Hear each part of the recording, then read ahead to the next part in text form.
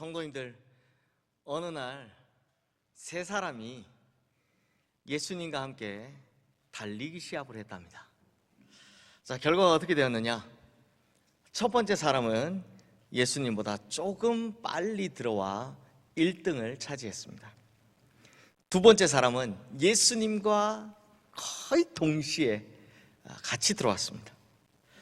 그리고 세 번째 사람은 예수님보다 조금 늦게 들어와서 꼴찌를 하고야 말았습니다.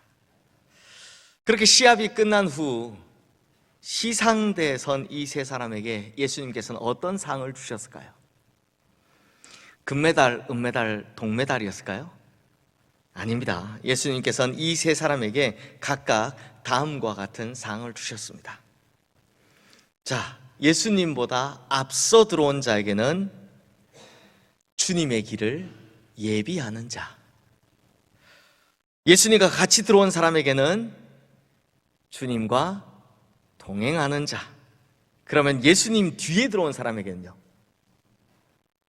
네, 주님의 뒤를 따르는 자. 즉 예수님과 달리기 시합을 한 세 사람 모두 다 상을 받은 겁니다.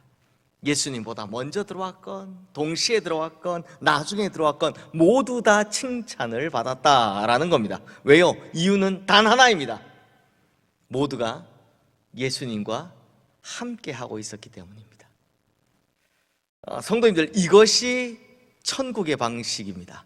하나님 나라의 방식이죠. 누가 더 잘났고 누가 더 잘하고 누가 더 뛰어나고 이런 경쟁이 아니라 천국의 상급은 그저 주님과 함께 하기만 하면 모두에게 다 주어지는 것이다 라는 겁니다. 그리고 이 방식은요, 이 땅에 존재하는 작은 천국인 교회가 추구해야 하는 방식이기도 합니다. 아마 우리 성도님들 중에 기억하시는 분들도 계시겠지만 2019년 우리 교회 표어가 함께 웃고 함께 우는 교회였습니다. 이게 제가 함께 울고 함께 웃는인지 헷갈리는데요, 함께 웃고 함께 우는 교회인 것 같습니다. 사실 그때 우리 교회는 이제 소위 말하는 엄청 부흥하고 있었습니다. 2019년 한 해에만 정착한 새 가족이 200명 정도 됐으니까요. 어마어마하게 이게 부흥하던 시기였던 거죠. 그래서 그때 셀 교회를 해야 되겠다라고 마음을 먹고, 자, 40대부터 40대 이하는 다 셀로 만들자라고 결정을 했었습니다. 그리고 아직도 기억나는 게 오후 예배에 셀 축제라고 3040 세대가요, 우산 이거 기억나십니까? 펼쳐들고 이렇게 가운데 통로로 쫙 나가는데 막 어르신들이 막 박수치고 좋아하시고 환호하시고 막 너무나도 좋은 분위기가 만들어졌습니다. 자, 이제 시작이구나. 그런데 제 기억이 맞는지는 모르겠습니다만 딱 2주 후 코로나19 팬데믹으로 인해서 거의 2년간 교회 문을 닫아야만 했습니다. 그게 없었더라면 어떻게 됐을까? 야, 이거 그때 생각하면 지금 생각해도 슬픕니다. 이 설교 쓰면서도 슬프더라고요. 그리고 팬데믹 이후에 다시 해보려고 2023년 표를 또 함께 지어져가는 교회라고 만들었습니다. 근데 그때는 사실상 이제 뭔가 새로운 걸 하기보다는 이제 다시 회복하는 데 집중하는 게 급선무였습니다. 하지만 이제 120주년도 지났고 또 회복도 거의 다 된 것 같으니까 이제 다시 시작해보려고 하는 겁니다. 그런 의미에서 오늘은 지금까지 쭉 봐왔던 이제 로마서 8장의 복음에 관한 이야기 잠시 멈추고 그때 당시에 했던 설교, 이 셀을 준비하며 했던 설교하고 또 이번에 새로운 추가한 내용을 섞어서 함께 지어져 가느니라 라는 설교를 준비했는데요. 자, 성도님들, 함께 지어져 가느니라 라는 말씀이 있는 에베소서 2장은 사실 따돌림, 즉 소외시키는 것, 왕따시키는 것에 관한 이야기로부터 시작이 됩니다. 그래서 에베소서 2장을 찬찬히 들여다보면 두 가지 소외에 대해서 나오는데요, 하나는 창조주 하나님으로부터 소외된 이 죄된 인간입니다. 죄를 지은 인간이 하나님으로부터 소외되었다라는 겁니다. 그리고 또 하나는 죄로 말미암아 하나님으로부터 소외된 인간들이, 이 인간들이 서로를 철저히 소외시키고 있더라라는 이야기를 하고 있습니다.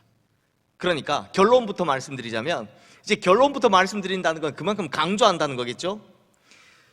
교회 안에서 여전히 다른 사람을 차별하고 소외시키는 사람이 있다면 그 사람은 아직 죄의 문제를 해결하지 못했다라는 겁니다. 여기서 아직도 죄의 문제를 해결하지 못했다는 건 좀 따끔하게, 좀 정확하게 말씀드리면 아직도 하나님 나라 백성이 아니다, 천국 백성이 아니다라는 겁니다. 자, 그러면 성도님들, 에베소 교회 안에선 어떤 이 차별과 따돌림이 있었는지 한번 살펴보도록 하겠습니다. 먼저 오늘 본문 위에 있는 11절 말씀 함께 읽어보겠습니다. 그러므로 생각하라. 너희는 그때 육체로는 이방인이요 손으로는 육체에 행한 할례를 받은 무리라. 칭하는 자들로부터 할례를 받지 않은 무리라. 칭함을 받는 자들이라. 자, 이게 무슨 말이냐? 여기서 너희는 이방인들인데요, 그러니까 사도 바울은 지금 이방인들과 유대인들과의 관계에 대해서 이야기를 하는 겁니다. 이방인들과 유대인들은요, 서로를 부르는 호칭에서부터 문제가 있습니다. 자, 이방인들은 유대인들을 뭐라고 부르냐? 저 할례 받은 인간들이라고 해서 할례당이라고 부르고, 유대인들은 이방인들을 뭐라고 부르냐? 저 할례 받지도 못한 인간들 해서 무할례당이라고 부르는 겁니다. 이 할례당, 무할례당, 이걸 우리 성경의 번역을 굉장히 점잖게 해서 그렇지 이건 사실 굉장한 비아냥입니다. 우리말에도 그런 욕설이 있는데요, 차마 제가 이 자리에서 그걸 할 수는 없고 간단히 그냥 설명을 드리면, 성도님들 할례가 뭔지 아시죠? 네, 할례가 어디에 행한지도 아시죠? 그러니까 인간의 성기에 빗댄 욕을 서로를 비아냥거리면서 그 욕설을 하고 있는 겁니다. 서로를 부를 때 그렇게 욕을 하고 있는 겁니다. 실제로 어느 정도로 싫어했느냐? 이 당대 역사학자인 요세푸스의 기록에 보면 이런 이야기가 있습니다. 당시에는 산부인과 같은 병원이 없으니까 출산할 때 산파처럼 이렇게 옆에서 누군가가 도와줘야 애를 낳잖아요. 근데 유대인들은요, 이방인 산모가 산통으로 인해서 막 고통받는 것을 보면 절대로 안 도와주었다고 합니다. 오히려 그 산고를 겪는 이방인을 보면 그대로 놔둬서 죽게 하라 라고 했다고 합니다. 왜냐하니 이방인 산모를 도와주면 이 세상에 이방인 한 명이 더 태어나는 거니까, 더 생기는 거니까 일부러라도 도와주지 않는 겁니다. 심지어 그 아이를 향해서는 야, 이방인으로 태어나서 저주받는 것보다 태어나기도 전에 지금 죽는 것이 좋다라고 했다라는 겁니다. 그러니 평소에 서로를 이 정도로 증오하니까 유대인들과 이방인들 사이의 갈등은요, 우리가 상상하는 그 이상이었습니다. 그것도 같은 교회 안에 있으면서 서로를 죽이고 싶어 난리였다라는 겁니다. 그런데 도저히 해결할 수 없었던 것처럼 보였던 이 문제를 드디어 해결하실 분이 나타나셨습니다. 그게 누구냐? 13절 말씀 함께 읽겠습니다. 이제는 전에 멀리 있던 너희가 그리스도 예수 안에서 그리스도의 피로 가까워졌느니라. 자, 이렇게 서로 못 잡아먹어서 안달이 났던, 마치 원수 중에 원수 같았던 유대인들과 이방인들조차도 가깝게 만드시는 분이 누구시다고요? 바로 예수님이십니다. 그래서 이런 예수님에 대해서 14절 말씀은 이렇게 설명하는 겁니다. 함께 읽어보겠습니다. 그는 우리의 화평이신지라 둘로 하나를 만드사 원수된 것 곧 중간에 막힌 담을 자기 육체로 허시고. 예수님께서는 사람과 사람 사이에 있는 그 존재하는 적대감, 또 우리 안에 존재하는 모든 갈등, 이렇게 중간에 꽉 막힌 담을 자신의 몸을 허물어 버리신 십자가에서 이것 역시 다 허물어 버리셨다는 겁니다. 그러니 성도님들, 예수님께서는 십자가에서 죽으심으로 우리에게 뭘 주신 겁니까? 우리에게는 흔히 우리의 구원만 주셨다고 생각하는데요, 그 이상입니다. 우리에게 뭘 주셨냐? 서로 간에 소외가 없는 공동체, 서로 왕따시키지 않는 공동체, 서로를 사랑하는 공동체, 이걸 우리에게 만들어 주신 겁니다. 이런 공동체를 사도 바울은 한 세 사람이라고 부릅니다. 한 세 사람. 근데 우리는 보통 한 세 사람이라고 하니까 언뜻 특별한 한 사람, 어떤 개인으로 생각하기 쉽잖아요.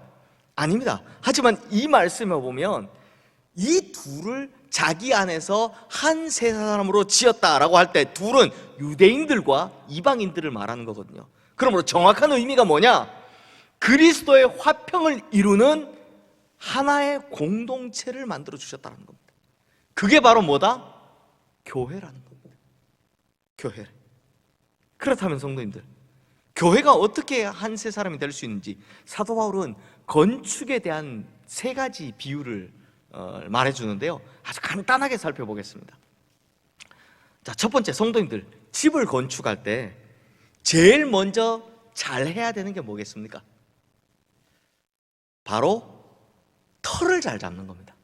터 잘 잡는 거. 아니, 물 때문에 자주 홍수 나고 집안이 약해서 막 땅이 무너지고 막 이런 것에 터 잡으면 안 되잖아요. 그래서 사도 바울은 좋은 곳에 터를 잘 잡으라 라고 하는데요, 그러면 어디에 터를 잡으라, 즉 어디가 좋은 곳이냐 라고 하느냐? 사도들과 선지자들의 터 위에 세우심을 입으라, 거기에 터를 잡으라고 합니다. 그럼 사도들과 선지자들의 터는 뭘까요? 바로 하나님의 말씀을 말하는 겁니다. 그러니까 교회가 화평하려면 어디에 서야 된다? 세상의 이념이나 사람의 생각에 터를 잡는 것이 아니라 오직 하나님의 말씀 위에 터를 잡아야 한다라는 겁니다. 자, 이렇게 터를 잘 잡았으면 그 다음에 뭘 해야 되냐? 자, 이 당시에는요, 철근이나 콘크리트 같은 게 없었어요. 그래서 흔들리지 않는 건물을 지으려면 이렇게 지었습니다. 각 모서리 네 기퉁이에다가 모퉁이 돌을 크고 반듯한 걸 딱 두는 겁니다. 딱 두고 나서 그 사이를 벽돌을 쫙 이어쌓는 방식으로 건물을 지었다고 합니다. 즉 모퉁이 돌이 중심이 되고 기준이 되는 거죠. 그러면 모퉁이 돌은 뭐냐? 20절 말씀해 보시면 예수님께서 교회의 머릿돌이 되어주신다라고 말합니다. 모퉁이 돌이 되어주신다라고 말합니다. 그러니까 교회가 흔들리지 않으려면 목소리 큰 사람이 중심이 되는 것이 아니라 예수 그리스도가 중심이 되고 예수 그리스도가 기준이 되어야 한다는 겁니다. 자, 그러면 이제 마지막으로 뭘 잘해야 되느냐? 자, 성도님들, 터를 잘 잡고 모퉁이 돌을 세웠다고 집이 다 완성된 거 아니잖아요. 이제는 거기다가 벽돌을 하나하나 이어서 쫙 붙여 쌓아야 합니다. 그렇죠? 그러면 벽돌 역할을 하는 건 뭐냐? 자, 오늘 보면 22절 말씀 함께 읽겠습니다. 너희도 성령 안에서 하나님이 거하실 초소가 되기 위하여 그리스도 예수 안에서 함께 지어져 가느니라. 자, 하나님께서 세우신 교회를 잘 세우기 위해서 그리스도 예수와 더불어, 즉 모퉁이 되신 그리스도 예수와 더불어 다 함께 지어져 가는 존재, 그 벽돌, 이게 누구냐? 바로 우리들입니다. 우리들이라는 겁니다. 그러므로 우리 모두는요, 그리스도의 몸된 교회를 함께 지어져 가는 벽돌들, 사람들이다라는 겁니다. 자, 성도님들, 그럼 보십시오. A라는 벽돌하고 B라는 벽돌이 여기 있다 칩시다. 이게 서로 다르지만 한 건물 안에 있다면, 만약 A라는 벽돌이 재구시를 못하고 있으면, 무너질라 하면, 깨질라면 당연히 B 벽돌도 영향을 받습니까? 안 받습니까? 받게 되죠. 그러니까 A 벽돌이 무너지는 순간 우르르 다 무너지는 겁니다. 결국 A만 죽고 B만 사는 게 아니라 A가 죽으면 B도 죽는다라는 겁니다. A도 B도 다 죽는다는 거죠. 하지만 반대로 튼튼한 B가 이 A, 약한 A를 꽉 세워주고 있으면 어떻게 됩니까? A도 B도 둘 다 이 집 자체가 든든히 서가게 되는 겁니다. 바로 이것이 함께 지어져가는 교회다라는 겁니다. 그러면 성도님들, 이제 오늘부터 이제 50대부터 시작이 되는데, 그러면 제가 왜 우리 교회를 셀 교회로 바꾸기로 작정을 했느냐? 여기는 몇 가지 이유가 있습니다. 사실 이 이유 이야기하면 너무 많지만 몇 가지만 말씀드리면, 우선 가장 현실적인 문제는 한국교회 전체적인 위기 때문입니다. 제가 얼마 전 설교 때도 말씀드린 적이 있지만 최근에는요, 제대로 된 교세 통계조차 나오질 않습니다. 그 정도로 심각합니다.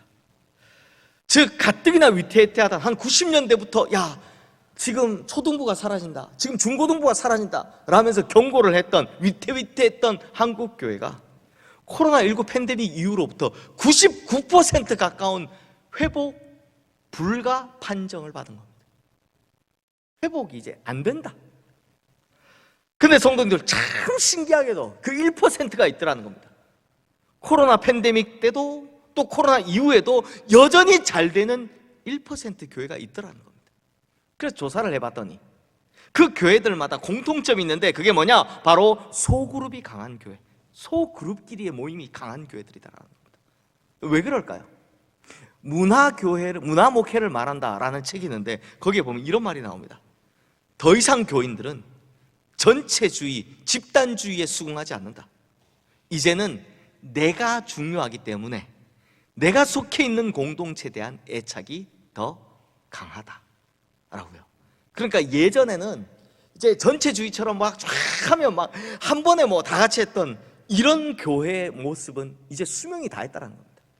이제는 개인주의적 성향이 강하기 때문에 내가 중요하기 때문에 내가 속한 그리고 나에게 소속감을 강하게 주는 그 공동체를 쫓아간다는 겁니다. 그래서 우리 교회도 이 위기의 시기에 단순히 과거로의 회귀, 그냥 예전의 모습으로 돌아간 걸 과감히 포기하고 소그룹을 통해서 각각의 성도님들이 세워가는 교회, 우리 성도님들이 벽돌되는 교회, 그렇게 새롭게 시작을 하려고 하는 겁니다. 그래야 교회의 미래가 있기 때문입니다. 우리 교회가 계속 갈 수 있기 때문입니다. 근데 성도님들, 사실 저는 이미 부목사로 사역할 때부터 그 시절부터 이 생각을 해왔었습니다. 그러니까 이번에 말씀드린 게 실제적인 이유겠죠. 이 보통 교구 담당 목사가 되면 해당 교구 목사님들을 1년에 한두 번 정도 그 구역 예배에 초청을 하셔서 밥도 같이 먹고 이렇게 초청을 해 주십니다. 그래서 저도 이제 초청을 받아서 가봤더니 구역 예배에 누가 앉아 있느냐? 시어머니하고 며느리가 같이 앉아 있는 겁니다. 벌써 상상이 되십니까? 네. 근데 보니까 시어머니는 이제 목사님 왔다고 신나셨어요. 뭐 이때까지 막 하고 싶었던 이야기, 평소 하고 싶은 이야기 막 제잘제잘 계속 신나서 하시는 겁니다. 근데 며느리는요, 자 구석에 앉아가지고 아무 말도 없이 그냥 과일만 깎고 있는 겁니다. 그냥 화도 말이 없길래 제가 말 시켜보겠다고 기도 제목 있으십니까? 라고 물어봤더니 며느리 대답은 뭐 특별한 건 없고요 라고까지 했는데, 아니 그럴 수밖에 없겠죠. 지금 생각해보면 그럴 수밖에 없는 거죠. 특별한 건 없습니다 라고 하니까, 그랬더니 시어머니가 며느리가 말이야 목사님이 왔는데 기도 제목도 이야기 안 한다고 타박을 주는 겁니다. 그래서 그 아들 며느리네 기도 제목을 시어머니가 이야기 다 하셨어요. 뭐 누구 애기 잘 크라고 해라 뭐. 제가 받아 쓰면서 그 기도 제목을 시어머니가 이야기 다 하셨어요. 제가 그 모습을 보는데, 그 며느리의 그 반무릎 꿇고 앉아가지고 과일만 깎고 있는 이 모습을 보는데 얼마나 마음이 짠하든지. 그래서 돌아오자마자 담임 목사님한테 가서 목사님 3040 교구 따로 만들어야 됩니다.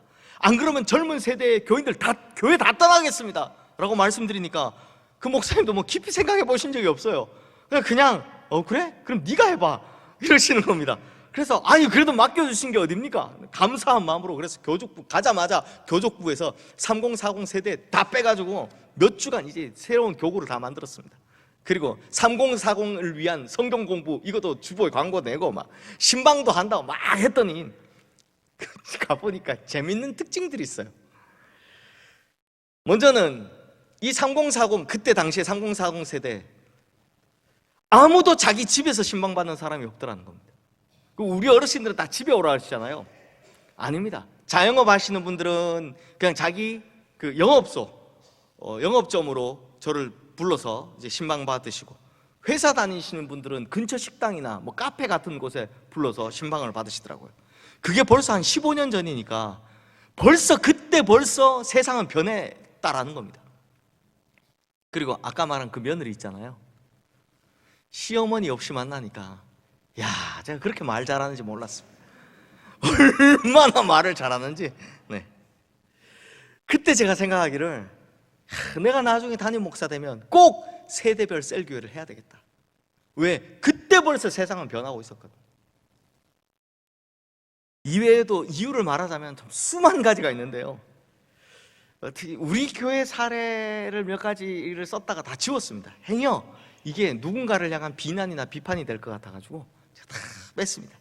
그럼에도 딱 한 가지만 더 말씀드리자면, 성도님들, 교회도요 재밌어야 옵니다. 예전 어르신들은 이제 교회 오는 걸 의무감처럼 당연하게 생각하셨습니다. 그런데 지금은 문화가 싹 바뀌었습니다. 교회가요 당연히 은혜도 넘쳐야 되지만 사람도 좋아야 되고 재미도 있어야 합니다. 아마 지금 젊은 분들은 다 고개 끄덕끄덕 하실 거예요. 근데 우리 어르신들도 생각해 보십시오. 교회에서 평생 가는 좋은 친구 만나셨습니까? 안 만나셨습니까? 지금 뭐 같이 앉아 계신 분들 보면 다 평생 가는 친구 교회에서 만나셨잖아요. 그리고 교회에서 우리 어르신들 야외 예배 가면 좋아하십니까? 안 좋아하십니까? 다 좋아하시잖아요. 그러니까 이건 모두가 다 마찬가지라는 겁니다. 은연중 다 바뀌어가고 있더라는 겁니다. 그러니 요즘 세대 같으면 사람이 싫고 재미가 없으면요 아무 교회나 설교 좋은 데 찾아서 그냥 온라인 예배 드려버리면 되는 거예요. 그래서 교회가 경쟁력을 가지려면 이게 필요하다는 겁니다. 근데 성도님들, 이게 참 중요한 건 따로 있습니다. 뭐냐? 셀교회를 하는 데 있어서 가장 중요한 게 뭔지 아십니까? 바로 성도님들의 자발적인 참여입니다. 성도님들의 자발적인 참여. 담임 목사는 비전을 제시하고 그냥 길을 제시하는 사람입니다. 이 모든 것을 실제로 실현시켜내는 건 바로 우리 성도님들이십니다. 벽돌들이 세우셔야 하는 겁니다. 목회도 이제 변하고 있거든요. 예전에는 목사 한 사람의 강력한 리더십이 교회 운명을 막 좌지우지했습니다. 그러다 보니 뭐 부흥시키는 그런 긍정적인 영향도 있었지만 지금 와서 보니 어떻습니까? 세습에 착복에 온갖 문제가 일어나는 부정적인 영향이 커져갔습니다. 그러다 보니 현재 목회는 어떻게 됩니까? 목사는 비전을 제시하는, 길을 제시하는 사람의 역할을 하는 겁니다. 그러므로 제 역할은 뭡니까? 길을 제시하고 우리 성도님들이 함께 가도록 하는 거고요. 그러니 이제 우리 성도님들이 그 벽돌 역할을 하지 않으면 집은 절대 지어질 수 없는 겁니다. 그러니까 셀 리더로서의 그 자발적이고 적극적인 참여가 필요한 겁니다. 그래야 우리 교회가 함께 지어져가는 교회가 될 수 있기 때문입니다. 그러니 성도님들, 이거 어느 교회나 다 가진 고질병인데요. 아이, 나는 안 해야지, 혹은 누군가 알아서 하겠지 라고 하면 아무것도 할 수 없습니다. 아무것도 할 수 없습니다. 몇몇 사람이 알아서 하겠지, 절대 안 됩니다. 그럼 어떻게 되냐? 우리 교회도 유럽 교회들처럼 그냥 얼마 못 가 문 닫게 되는 겁니다. 성도님들, 우리 교회는 121년이라는 유구한 역사를 가지고 있습니다. 한국 교회를 전체를 봐도요 이런 교회가 몇 군데나 될까 싶습니다. 그것도 언더우드 선교사님이 세우신 교회잖아요. 이런 교회가 어디 있을까 싶습니다. 하지만 우리 교회가 저 유럽 교회들처럼 정말 그 유명한 종교개혁자들이 세우고 그 대단한 목회자들이 사역했음에도 지금은 건물만 남은 교회, 혹은 건물마저 팔린 교회가 아니라 주님 오시는 날까지 재기능을 하는 교회가 되려면, 그렇게 남아있으려면 이제 함께 지어가는 아름다운 교회로 거듭나야 한다는 겁니다. 그래서 그냥 몇몇 사람들이 힘에 붙여서 겨우겨우 끌고 가는 교회가 아니라 모두가 함께 지어져가는, 만들어가는 그 교회를 만들려고 하는 겁니다. 이것을 위해 우리 교회는 더 이상 벽을 쌓고 편을 만들고 다르면 소외시키고, 나와 다른 편에 있는 사람이 혹 조금이라도 실수하면 막 비난으로 맹폭하는 그런 교회 같지도 않은 교회 되지 않기를 주님의 이름으로 축원합니다. 그러므로 이제 우리 시흥교회는 예수 그리스도와 더불어 우리 모두가 함께 만들어가는 교회, 예수 그리스도를 본받아 그분처럼 서로를 진정으로 사랑하고 섬기는 진짜 교회가 되기를 주님의 이름으로 축원합니다. 기도하겠습니다. 하나님 아버지, 시흥교회에 속한 우리 모두가 이제 주님과 함께 그리스도의 몸된 교회를 잘 지어가게 하여 주시옵소서. 그토록 주님께서 바라셨던 한 세 사람의 교회, 아름다운 이야기를 들려주는 교회가 바로 우리 시흥교회가 되게 하여 주시옵소서. 그리하여 이 어려운 세상에 우리 교회가 이 세상에 보여줄 수 있는 천국 같은 교회가 되게 하여 주시옵소서. 이를 위해 우리 모두가 주님의 교회에 쓰임받는 벽돌처럼 작은 헌신들로 함께하게 하여 주시옵소서. 우리 교회 모퉁이 돌이며 머리가 되시는 우리 주 예수 그리스도의 이름으로 기도드리옵나이다. 아멘.